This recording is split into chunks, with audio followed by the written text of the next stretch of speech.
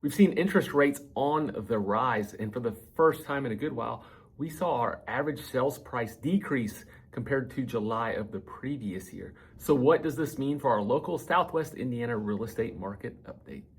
Hey, I'm Trey Doby with Doby Real Estate. Now, I want to take a couple minutes to recap what's happening here in our local Southwest Indiana real estate market here in August of 2026.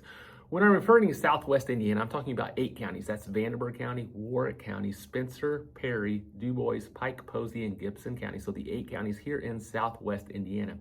And whenever we look at the data, what we have seen is we've seen that 2,668 homes have sold in the first 7 months of this year. This has actually been the most homes we've seen sell in the first 7 months of the year since 2022. Whenever we look back over the last 3 years, we saw it just average 2,550 homes for sale.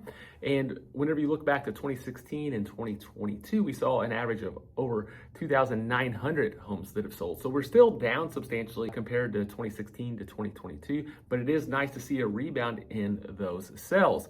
But the question is how are we going to finish up the year?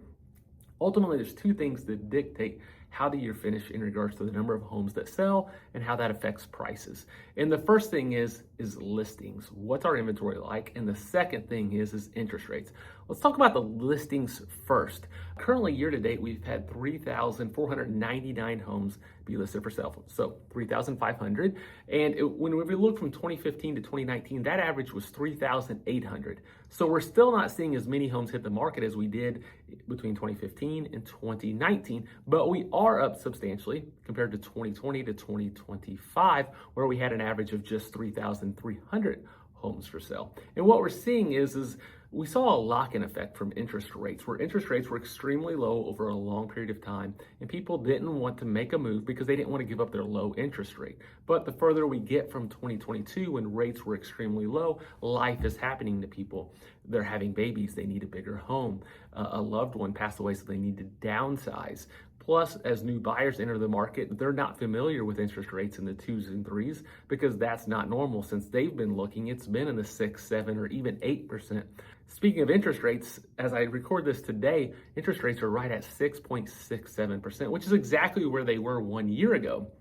However, 1 year ago, interest rates were starting to trend down. In fact, they got down to just 6% in February. Then we had the Iran conflict, and we saw interest rates slowly start to climb. They've been pretty steady around the 6.5 mark, and they've recently started to climb a little bit to the 6.67% mark. But the good news is we still are under 7%, and we've seen some consistency since December of 2023.